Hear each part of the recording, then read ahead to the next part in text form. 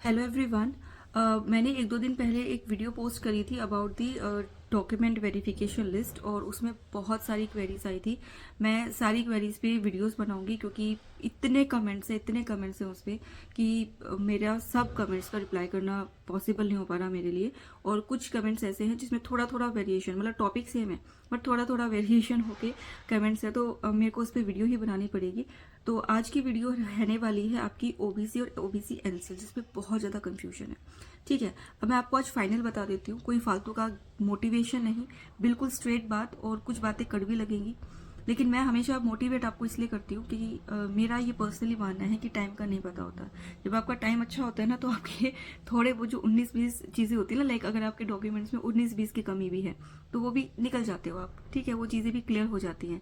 और जब अटकना होता है ना, तो काम सारे ओके होने के बाद भी कहीं ना कहीं छोटी सी चीज़ पे आपका काम अटक जाता है। तो सिर्फ उस सेंस में मैं आपको बोलती हूँ कि पॉजिटिव रहो, अपने सारे डॉक्यूमेंट्स बनवा के रखो। और सर्टिफिकेट अगर कट ऑफ डेट की नहीं है उससे पहले की, तो बाद की बनवा लो यार, क्या पता कहाँ बात बन जाए। तो मैं उस सेंस में बोलती हूँ। लेकिन आज मैं आपको बिल्कुल क्लियर कट बात बता रही हूँ कि ऐसा होगा तो आपका सिलेक्शन पॉसिबल है, और ऐसा नहीं हुआ तो आपका सिलेक्शन नहीं होगा। ठीक है, तो आपको कुछ बातें मेरी वीडियो में बहुत बुरी लगेंगी, आपको हर्ट हो सकता है, आपको थोड़ा स्ट्रेस हो सकता है, तो उसके लिए आप थोड़ा सा अपने आप को संभाल लीजिएगा। तो जो सबसे बड़ा कंफ्यूजन हो रहा है या सबसे बड़ा जो डाउट है वो ये है कि ओबीसी और ओबीसी एनसीएल क्या है। ठीक है, क्या ओबीसी और ओबीसी एनसीएल सेम ही सर्टिफिकेट है या दोनों अलग अलग हैं, या हमें ओबीसी के साथ हमें अलग से इनकम स्टेटस या इनकम स्टेटमेंट अलग से बनवानी है, क्या ऑनलाइन नहीं हमें ऑफलाइन ही चाहिए, क्योंकि हमारी स्टेट में तो ऑनलाइन ही बनती है, हम ऑफलाइन कैसे बनवाएं। तो ऐसे छोटे छोटे बहुत सारे क्वेश्चन। और सबसे बड़ा कट ऑफ डेट का, कि कट ऑफ डेट का क्या सीन है। अब मैं आपको सारी चीजें क्लियर करके बता रही हूँ कि क्या मतलब है, और मतलब बिल्कुल बेसिक से लेके चलेंगे और एंड तक डॉक्यूमेंट वेरिफिकेशन तक मैं आपको पहुंचा के आऊंगी। देखो, ओबीसी क्या होती है। ओबीसी है आपकी कास्ट का प्रूफ कि आप उस पर्टिकुलर कास्ट में हो। अगर आप किसी पर्टिकुलर कास्ट में पैदा हो गए तो आप लाइफ लॉन्ग उसी कास्ट में रहने वाले हो। आप अपना रिलीजन चेंज कर सकते हो, ठीक है, लेकिन आप अपनी कास्ट चेंज नहीं कर सकते। ठीक है, गर्ल्स की कास्ट चेंज हो जाएगी अगर उनकी शादी इंटर कास्ट में हुई है। ठीक है, इससे ज्यादा एक्सप्लेन करने की जरूरत नहीं है। तो उनकी कास्ट चेंज हो सकती है, लेकिन बॉयज की कास्ट, जिस फैमिली में वो पैदा हो गए, जिस कास्ट में पैदा हुए हैं, लाइफ लॉन्ग उनकी कास्ट वही रहेगी, वो चेंज नहीं होगी। ठीक है, तो ओबीसी पुरानी भी चलेगी और नई वाली नहीं चलेगी। ओबीसी स्ट्रेट बोला हुआ है कि OBC certificate cut off date से पहले की होनी चाहिए। अभी कट ऑफ डेट क्या है, जिसको नहीं पता तो बता दूं। कट ऑफ डेट है जो आपकी फॉर्म फिल करने की लास्ट डेट होती है। ठीक है, अब मुझे एग्जैक्टली याद नहीं है, हम मान के चलते हैं कि 25 अक्टूबर 2025 आपकी लास्ट डेट थी एप्लीकेशन फिल करने की, ईएमआरएस की। तो उससे पहले यानी 25 अक्टूबर 2025 से पहले आपकी ओबीसी सर्टिफिकेट बनी हुई होनी चाहिए। अगर नहीं बनी तो आपका जो पैनल बैठेगा ना, उनका काम है ये सर्टिफिकेट देखेंगे, एनसीएल देखेंगे या आपके एकेडमिक रिकॉर्ड्स देखेंगे, तो अलग अलग लोग अलग अलग बेंच पे बिठाए होंगे। तो ओबीसी सर्टिफिकेट वाला पर्सन सबसे पहले आपकी डेट देखेगा। अगर वो डेट आपकी कट ऑफ डेट के बाद की है तो वहीं से आपको बोल देगा कि ये रिजेक्ट है, आपकी कट ऑफ डेट, मतलब आप डेट को क्वालिफाई नहीं कर पा रहे, आप वहीं की वहीं, आपको आगे जाने भी नहीं दिया जाएगा, वहीं आपका क्लोज। अब आ जाओ एनसीएल के ऊपर। ठीक है, हाँ, और हाँ, ओबीसी जो है वो भी आपका सेंट्रल का फॉर्मेट का होना चाहिए। तो अगर किसी का स्टेट का फॉर्मेट का था, है कट ऑफ डेट का पहले का, लेकिन स्टेट के फॉर्मेट का है, सेंट्रल का नहीं है, तो सेंट्रल का नहीं हुआ तो भी आपका फॉर्म डायरेक्ट रिजेक्ट हो जाएगा, आपका सिलेक्शन रुक जाएगा। ठीक है, और सेंट्रल का फॉर्मेट कौन सा है उसके लिए मैं जब भी मैं इस वीडियो को पोस्ट करूंगी, मैं सेम डे टेलीग्राम पे वीडियो के लिंक के साथ आपको प्रॉपर जो ऑफिशियल फॉर्मेट है, जो लिंक है नोटिफिकेशन का, वो भी सेंड कर दूंगी। प्लस उसमें से स्क्रीनशॉट लेके जहां जहां पे भी ये फॉर्मेट दिया हुआ है उसके स्क्रीनशॉट भी शेयर कर दूंगी। आप मैच करना, अगर आपके सर्टिफिकेट्स के जो वो है फॉर्मेट है वो सेम है तो टेंशन लेने की जरूरत नहीं है, क्योंकि कुछ स्टेट ऐसे हैं जहां पे स्टेट और सेंट्रल का जो फॉर्मेट है वो सेम है, तो आपका बस वो फॉर्मेट सेम होना चाहिए। आई थिंक ओबीसी का क्लियर हो गया होगा, फिर भी कुछ रह गया हो क्वेरी तो आप कमेंट कर देना, मैं बता देना।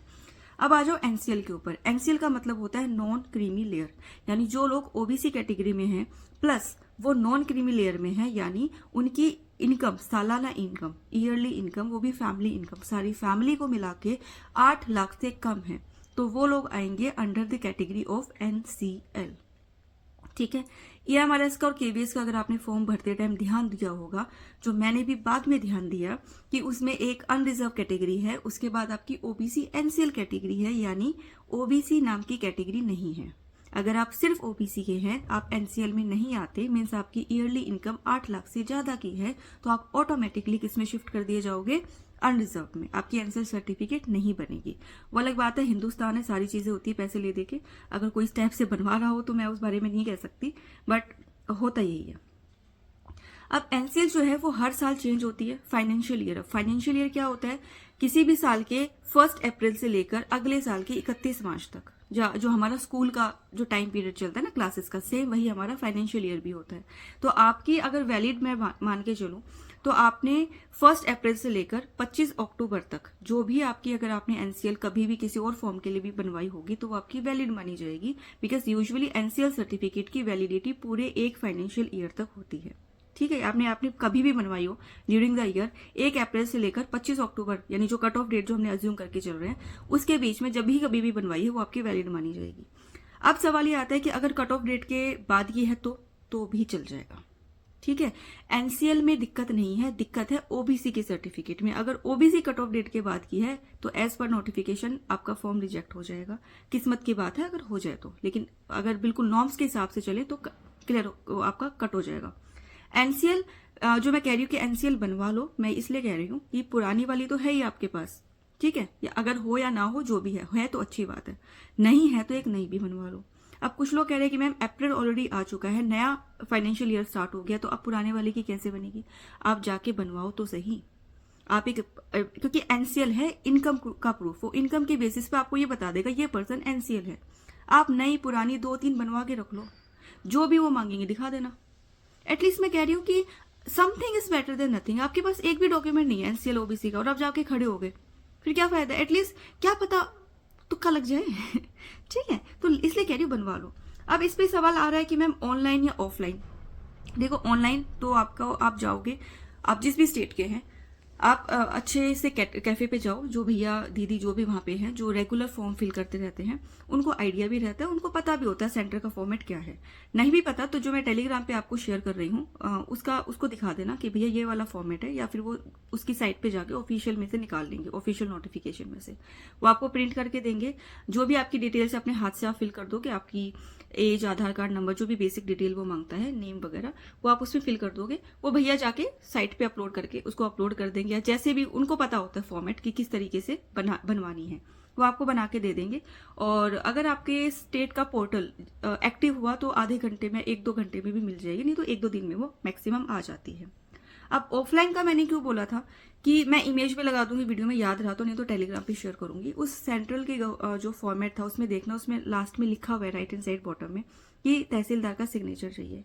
अब अगर आपके स्टेट में जो बच्चे ये कह रहे हैं कि हमारे स्टेट में तो ऑफलाइन बनता ही नहीं है, ऑनलाइन बनता है, मैं कह रही हूँ बस उस फॉर्मेट से मैच कर लो। अगर सारा फॉर्मेट सेम है, अगर उसमें तहसीलदार के, एसडीएम के, मजिस्ट्रेट के सिग्नेचर का ऑप्शन दिया हुआ है और उसमें सिग्नेचर है, तो आपको टेंशन लेने की जरूरत नहीं है। मैंने सिर्फ उस बेसिस पे कहा था क्योंकि मैंने भी देखा कि उस पर लिखा हुआ है साइन कर, तो ऑनलाइन में तो साइन आता ही नहीं है। अगर आपके स्टेट में आता है तो वो वैलिड है, नहीं तो आपको ऑफलाइन बनवाना पड़ेगा। ऑफलाइन का प्रोसेस सिंपल है। आप तहसीलदार ऑफिस जाओ, वहां जाके आपको फॉर्म मिल जाएगा, आप अपनी क्वेरी बताना कि मुझे ऐसे ऐसे एनसीएल की सर्टिफिकेट बनवानी है। अब मैं आपको बता देती हूँ कि आप कौन कौन से डॉक्यूमेंट्स लेके जाओगे, क्योंकि सरकारी काम है, एक बार में नहीं बताएंगे। आप जाओगे फिर आपको कुछ और बताएंगे, अब ये रह गया वो रह गया, आपका ही काम डिले होगा। और सर्टिफिकेट जब हम ऑफलाइन बनवाते हैं तो उसमें 1 वीक से 1 मंथ का टाइम लग जाता है। ठीक है, तो मैं आपको जस्ट ए सेकेंड, मैंने लिखी हुई है सारी चीजें।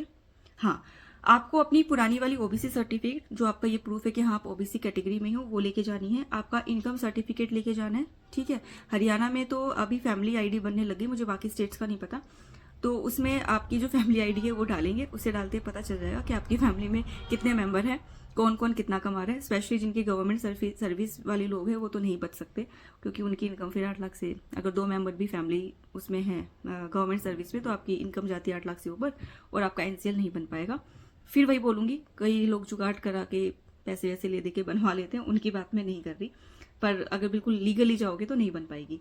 फिर आधार कार्ड का आपको लेके जाना है। उसके बाद एड्रेस प्रूफ के लिए आप अपना इलेक्ट्रिसिटी बिल या जो वाटर सप्लाई बिल होता है वो किसी भी रिसेंट मंथ का आप लेके जा सकते हो। और एफिडेविट, वो आप बाकी जो भी फॉर्मेलिटीज है वो आपके तहसील ऑफिस में आपको बता दी जाएंगी। ठीक है, तो ये था पूरा ओबीसी और एनसीएल का समरी। फाइनल बता देती हूँ एक बात, अगर ओबीसी कट ऑफ डेट के पहले की है तो सिलेक्शन पॉसिबल है, अगर कट ऑफ डेट के बाद की है तो रिस्क बहुत बड़ा है, फिर किस्मत पे के भरोसे बैठे रहोगे।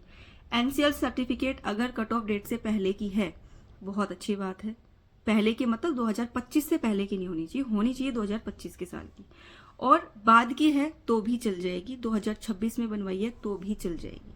ठीक है, तो आई थिंक मैंने सारी क्वेरीज इसमें ऐड कर ली। फिर भी कोई अगर क्वेरी आपके मन में रह गई हो तो do let me know in the comment section. मैं कोशिश करूंगी आपके सवालों के जवाब ढूंढ के और अच्छे तरीके से उसको सेटिस्फाई करने की, एटलीस्ट कोई कंफ्यूजन नहीं रहना चाहिए ना ग्राउंड लेवल्स पे।